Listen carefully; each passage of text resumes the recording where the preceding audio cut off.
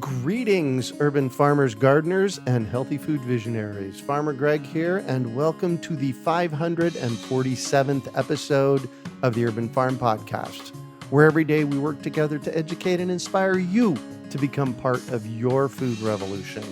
Wow, don't we live in interesting times? I have said for years that the most important thing that we can be doing is figuring out how to grow our own food. At Urban Farm U, our goal has been to share knowledge about self-reliance and connecting to our local food systems. Now, these skills are more important than ever. When this all went down a couple of months ago, our team got together and asked the question, what can we do?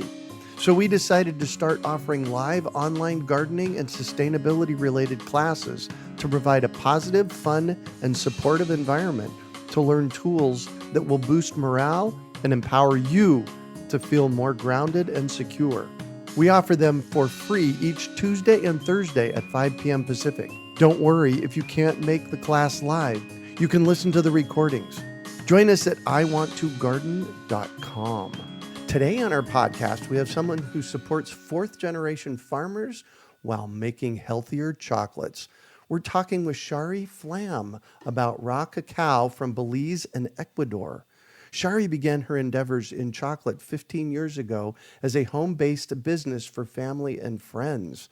A dream finally blossomed 3 years ago with the start of Communal Uprising Chocolate, driven by a passion to help the planet and spread awareness through the heart-opening benefits of cacao. The treats are all free of white sugar, completely ethically and environmentally sound, using no plastics, and purchased through a South American co-op. Communal Uprising Chocolate works for them.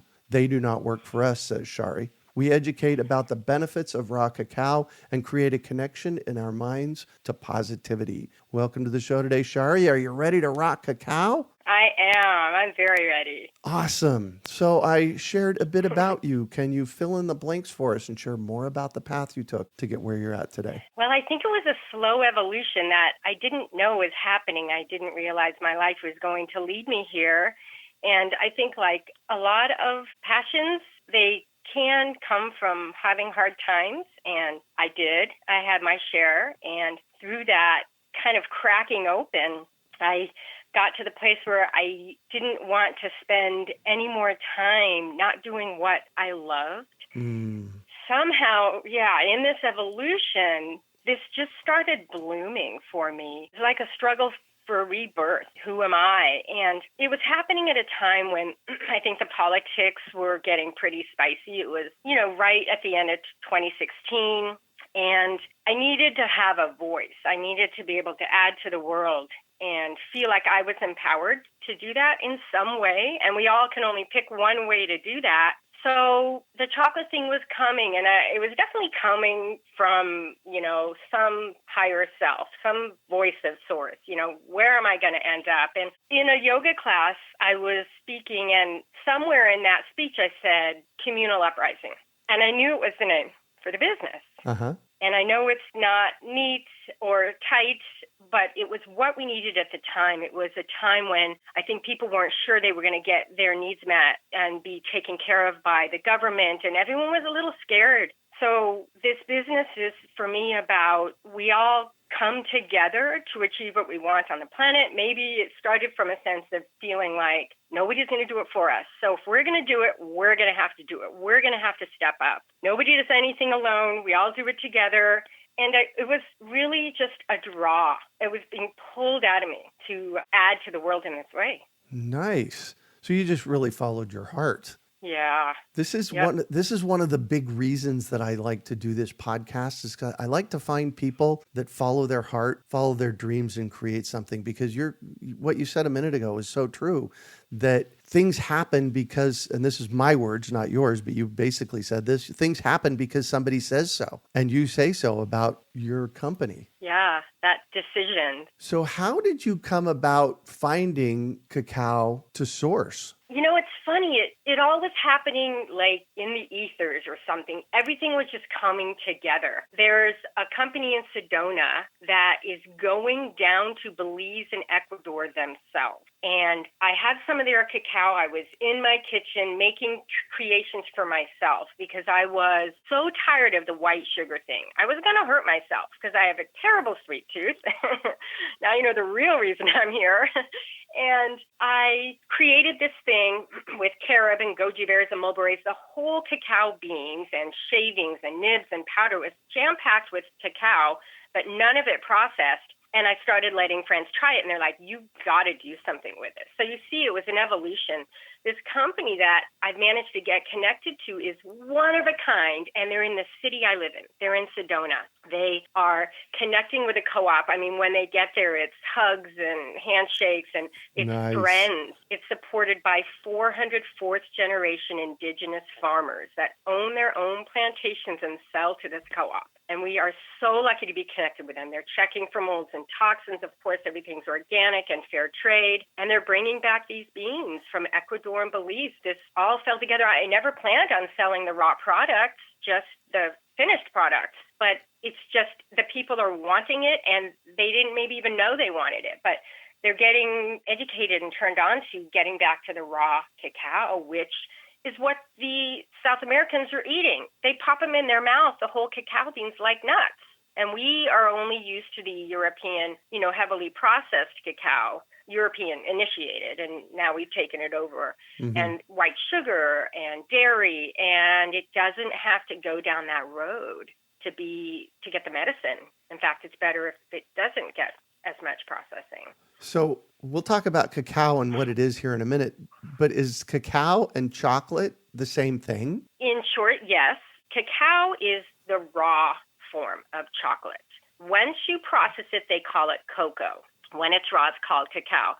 My beans are fermented. So people are maybe not clear on that distinction. There's a difference between fermenting beans and roasting beans. You can really only legally get truly raw beans out of the center of the fruit, dried only, in the country of origin because of laws about bringing them into America, bacterial fears. Mm-hmm. So they ferment them in the fruit juice for 2 to 8 days, and then they dry them. That makes them, essentially pasteurized, and then they're safe to come into the United States, according to the FDA. So they're fermenting them. Cacao. They're fermenting them there. They are. They have to. It's a fresh fruit. The cacao is the seed of a fruit, which is so amazing. I didn't know that. I love the fact that chocolate is a seed, because a seed is where there's potential. Oh, yes. That's what chocolate is. Uh-huh. A seed, it's like a crystal. It's a spark. And it's cool to learn that about what we saw as Hershey for forever. No offense to Hershey. He was a great philanthropist, but we want to get back to their heart. That's sort of what I, use as my tagline, back to the heart of chocolate. Nice. All right. So start making the connections between the cacao bean and your products, and then we'll jump into the benefits. Most true chocolatiers, I believe, are defined by tempering. Tempering is when you take the liquor, that is, you've taken the whole beans, you've blown the skins off, they've fallen apart into cacao nibs, and they put them in these grinders, in these machines, rolling over stones for many hours, 24 to 48 hours, to make a liquid, which you all know as 100% cacao paste, blending it all together. So from that point, the chocolatiers come in and they add their other things, their sugars and whatever else they're going to add, and they get it to a specific temperature. That temperature is aligning the crystals of the chocolate. It's taking it and making them all face the same way. Those are called beta crystals. Cacao paste has 6 forms of crystals that it can reside in, but only one of them creates it to be the perfection that we see in fine chocolate, where it's snappy and shiny and it's not rubbery. It doesn't have a fat that rises to the surface. Those are called beta crystals. I love that because it shows that the cacao is conversational, that it's responsive, that it's alive in a way, and that it can align, that all these crystals can become one thing, which I just think it reflects us aligning and becoming one thing. I just think that the endlessness of chocolate's amazingness just continues to confound me. So I do not temper chocolate. What do you mean I do temper? not do that process. What do you mean temper? Temper means you get it to a temperature where all the crystals are beta. Very good. They've all lined up, right. And that creates that finished product that everyone's like, ooh, it's so amazing and shiny. But if you've ever had chocolate that maybe hasn't been tempered, then you'd be like, oh yeah, that's not quite that, professional level. I don't temper chocolate. I leave the beans raw in products. For example, I think I referred to the whole cacao treat is carob as the only sweetener. Carob is naturally sweet. It's a good digestive aid with the goji berries, mulberries, and all those different forms of the cacao. And you're just crunching right into the whole beans. I take them and I heat them to 200 degrees with maple syrup and sesame seeds, and then with coffee or anise. You're popping the whole beans right into your mouth like a nut. And you don't need to eat a lot of them. The medicine's powerful in the raw cacao. I do make truffles, but I'm not tempering for that. I'm using raw honey and coconut cream, and I do not add extra cacao butter to my products. And so they're very powerful medicines. You get the benefits in a very small piece. I don't really imagine wanting to eat, 6 of my truffles at a time. So it's very dense. Yeah, so I actually ate some of your truffles, a couple of them when we were in Sedona over Christmas. We got some from you. They were amazing, but they don't quite align with what you would expect when you put chocolate in your mouth, right? I guess that's true. They're very soft, or at least the truffles are. Yes, that is true. It's a change that takes it back to a more basic rendition of chocolate. I always have to have this feeling like the products I'm creating, you can hear the pulsating earth underneath them. Nice. You want them connected to where they came from, an ancient tradition. Yeah. And so you've mentioned the health benefits a couple of times of eating raw cacao. Tell me about that. Well, that's an endless story. There are so many benefits to cacao that it's hard to even name them all. The basic minerals, zinc, copper, magnesium, selenium, iron. Magnesium, I think, is at the forefront of that list. Magnesium is needed for every cell function. We don't have such access to it anymore because we don't rotate our crops. It's not in the soil anymore. Mm-hmm. So we have to supplement. Magnesium is very high in it, and in chocolate. And I used to get leg cramps. I don't get them anymore since I opened this business. Oh, interesting. Because I was deficient in magnesium. Mm-hmm. Another thing about chocolate is the chemicals that are in it. You'll all probably recognize serotonin, oxytocin, and maybe anandamide. Serotonin is the natural antidepressant. It's the happy drug. Oxytocin is, right? Yeah. Oxytocin is the love drug. I mean, I think this right here is why we go for chocolate. And whenever someone says chocolate, 99.9% of people go, ooh, chocolate, because they're feeling the chocolate. And when you feel the chocolate and when you get the vibration of it and the ingesting of it, you get those benefits. They make you happy because they literally bring happiness. They vibrate to happiness. The other thing they vibrate to is love. Oxytocin is the feeling that's released in you when you fall in love. So we associate it with that correctly, by the way. It's really in there. Another one of those chemicals is called anandamide. This is otherwise known as the bliss molecule. Ananda in Sanskrit means bliss. And what it does is vascularly, it actually opens the heart. So I'm talking on a physical level and also on a chemical level. It opens the heart, and it's a very interesting molecule. It actually works through the endocannabinoid system. Now, you might be thinking right now, oh, wow, I know that, and you do, from CBD and THC. Oh, yes. The system right. So the THC and CBD is the thing on the planet that can open up a particular system within us as humans that can bring homeostasis. Another word for homeostasis is balance. Wow. So eat lots of cacao. Yes. What happens is, the reason that THC is coming back is because it has so many different ailments it can help. 25,000. If you're depressed, it can make you happy. If you're anxious, it can calm you down. Because what that means, homeostasis, is it can bring you what you need. And now go ahead and imagine that chocolate runs down that system.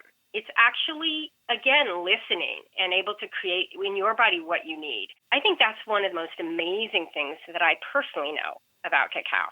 So another thing that I think is interesting that I like to just sort of reflect on when you're eating the raw cacao is the fact that it has the power to take us out of survival mode when we get back to it in its native form. When we're eating processed foods, it taxes our system and it puts us in survival mode. We stay in the sympathetic nervous system, the fight or flight. We're a mess and we don't even know it. We can't get our heads above water.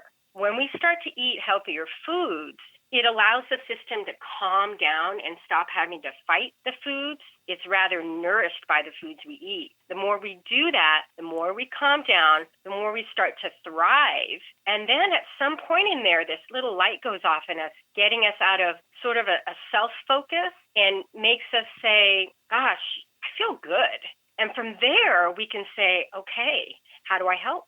How do I help the planet? So I believe chocolate has a lot of the power to help us calm down and, get into the root chakra, get grounded again, clean out our systems so that we can actually apply ourselves to creating a better planet, which we're doing right now very well, I think. Yeah. Wow. Well, there's a whole lot of awakening here. Yes. In cacao. Definitely. Gotta love that. Can I tell you one more story? Please. I love this. Cacao is an acquired taste. So when we're in stress, we have, you might have mashed potatoes and gravy, or you want ice cream, or you want your comfort foods. And that's okay. Sometimes we need to suck our thumbs. Sometimes we need to be safe and feel that groundedness, and that's okay. But when we're ready to venture out, we lean into what's called acquired taste or new things. A baby does at every stage of life. They spit out collard greens, and then suddenly one day they eat the collard greens. What's happening there is they're building a neurological pathway to enjoy those foods, recognizing it's good for them. And the body is more powerful than the simplicity of the palate at that stage. So I love when we're at the farmer's markets table and I give somebody a whole cacao bean who has not experienced it before, and they put it in their mouth and they start to chew. And I can tell there's this look on their face like they're eating something that isn't pleasing them, the bitterness or whatever. And then they keep chewing, and all of a sudden they kind of look up to the right, and they change the look on their face to more of like this, curiosity. And then they look to the left, and then they might say, hey, that's not so bad. And then they look down to the left, and they go, oh, yeah. Gosh, that's pretty good.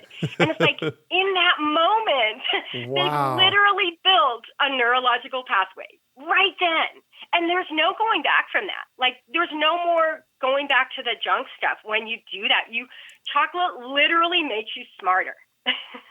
Wow. And you get to experience this a lot because when we met, you were at the farmer's market, and I stood back and watched to see, out of curiosity, how you were interacting with people. And you do that a lot, right? I do. I am so grateful. It's my favorite part of the job. It's connecting with people. Mm-hmm. It really is. And we talk and we educate, and there's hugs and there's transparency, and sometimes there's tears and educating.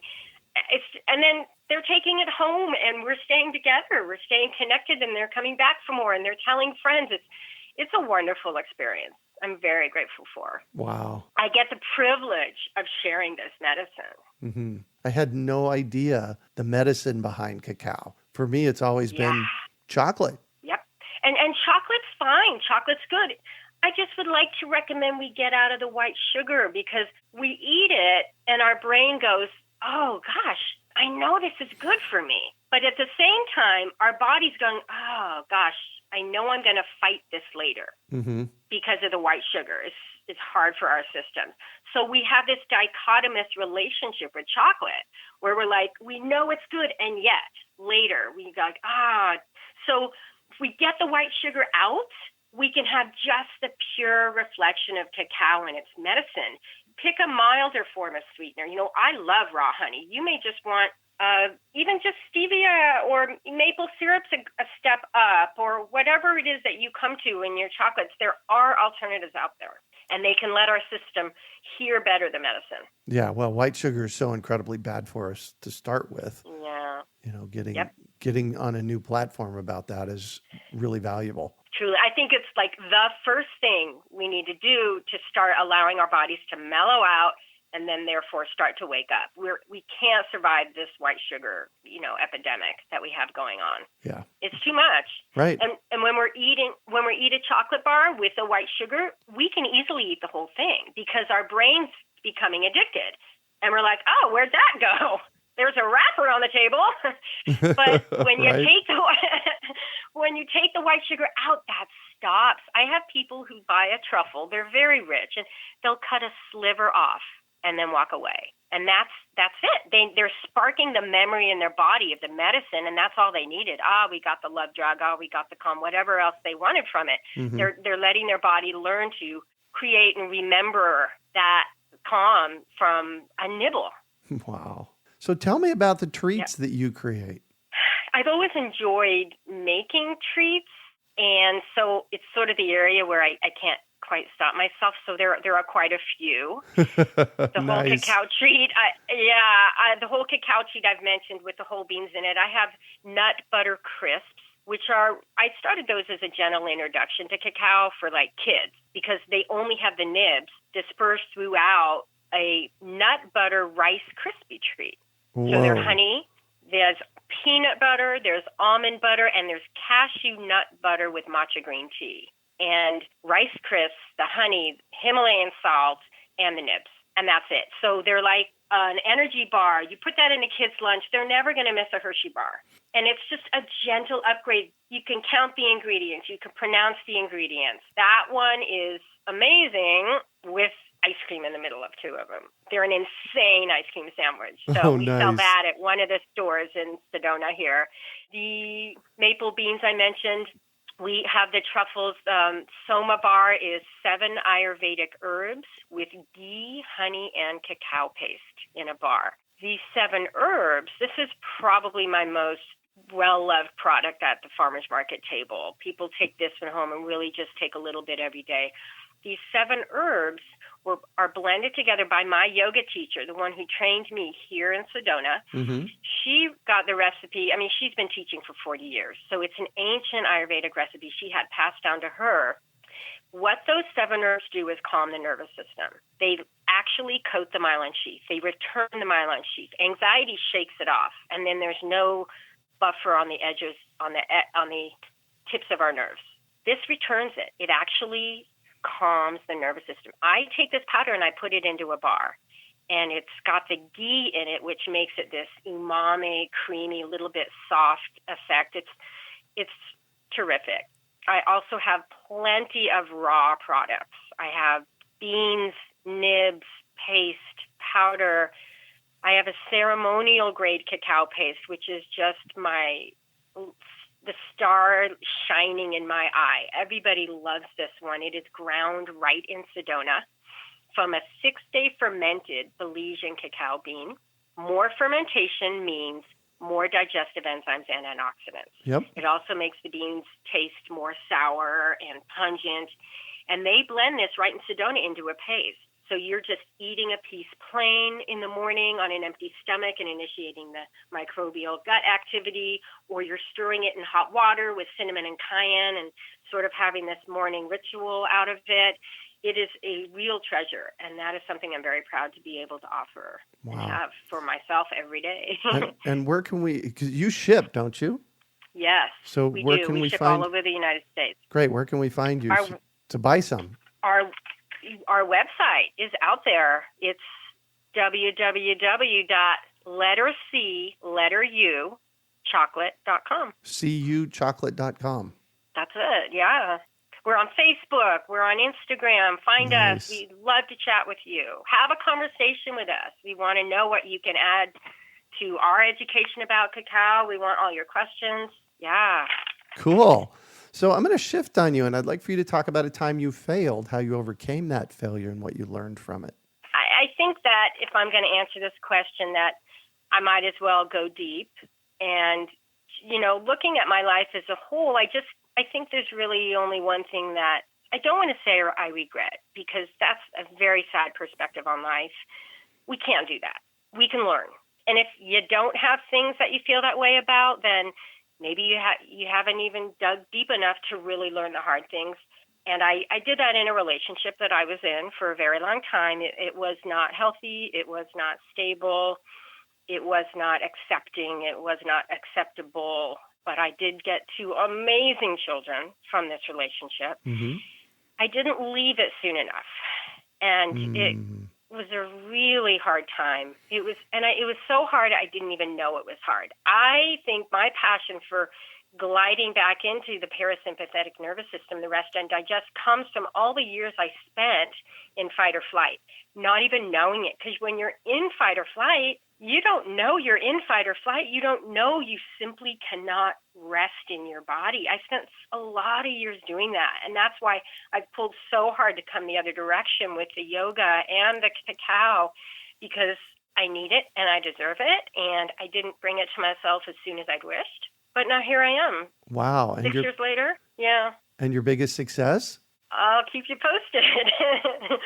I think it's every day. I think it's that I've gotten myself to this point, this cracking open of my soul as a human, as a woman, as a mother, as a business person, that I've just dug deep. And, sometimes when you let things be enough of a mess and you go in that much into the pain in your life, you can crack open, and where you're not willing to accept things that you used to, and that you just desperately want to make the best you can out of your life. And so this drove me into that passion. I don't want to waste a minute. I want to create. I want to live in my purpose. I want to pay for my existence on the planet with a hard, cold cash of helping and making a difference. Nice. And what drives you? The desire to always be connected to my heart, to be able to feel that love, to not get swept up in something that's detached from the place where we all connect as creatures on the planet, all to stay connected there. It's easy to get out of bed in the morning when you're doing what you love. Right? Right? Yeah. It's like a mantra for our hearts. Now, it's hard to get there. And that's the journey, to love where we are, no matter where it is, even if it's a job we hate or a living arrangement that doesn't serve us or whatever it is. We got to start with where we are, crack that open, accept that, see what are the lessons in there for me in this environment, until we eventually pull everything aside and we hear our own voice. And then we try to stay with that and forge our life from there. And then there's no difference between career and home life, or, it's like you're in it. Yeah. Wow. And if you could recommend one book for our listeners, what would it be and why? It's hard to pick a single book, though I could. I would probably say Walt Whitman, Leaves of Grass. What I love is the Transcendentalists. They sparked me. I always had a love for nature, but they sung what I already knew. And I don't know if everyone was raised being in nature or not. I don't know what other people know, but these writers from this, the beginning of the 1900s, these are writings from a long time ago. But what they do is they spark us back to our love of nature and our prioritizing of it, and they do it unapologetically, passionately. They revel in, waking up in the morning and the smell of the grass, and it's so simple and overwhelmingly conscious-ridden that anytime I need to just remember what it is I feel like I'm doing here on the planet, I go there. It's not just nature, it's the passion that I connect with. It's like these, my favorites, Thoreau and Whitman and Emerson are the most famous of them. They weren't super masculine, they were balanced. They had this worship of the feminine, but they didn't even call it that. There was no feminism to speak of for them. Right. They were just so balanced in who they were, that they could express a love of nature and a love of themselves and a hearkening back to looking at ourselves and what's important. And is a time they were writing and where industrialization was really overtaking America. And they were saying, not me, I'm hanging out in nature. I sing the body electric. Wow. And what one final piece of advice do you have for our listeners?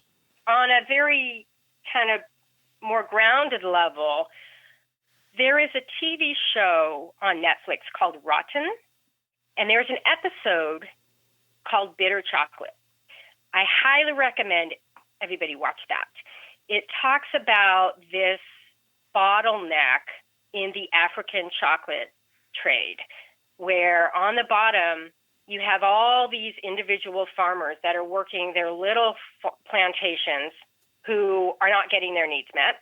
And then in the middle, you have 3 companies that are taking the cacao from all these individuals and bringing it into the United States. And they control everything. They control the finances. They literally say no when the small cacao farmers are asking for raises so they can support their families. And they don't have a choice but to keep giving them chocolate because they're all there is. It's a total monopoly. Then it comes up to all of us who want the chocolate. But we don't realize what's happening down there. And I think we must know.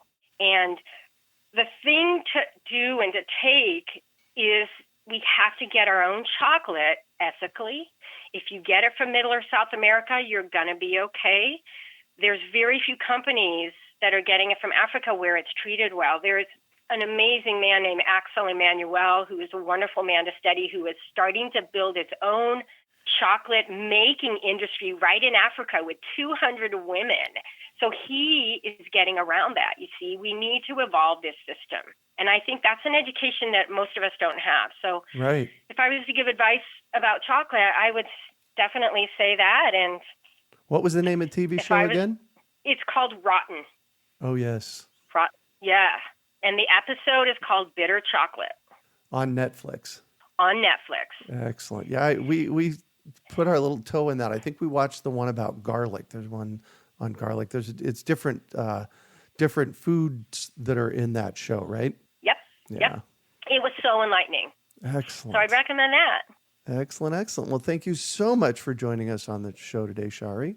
I'm overjoyed to have been here talking with you, Greg. Thank you so much. I can tell. So how can our listeners get a hold of you?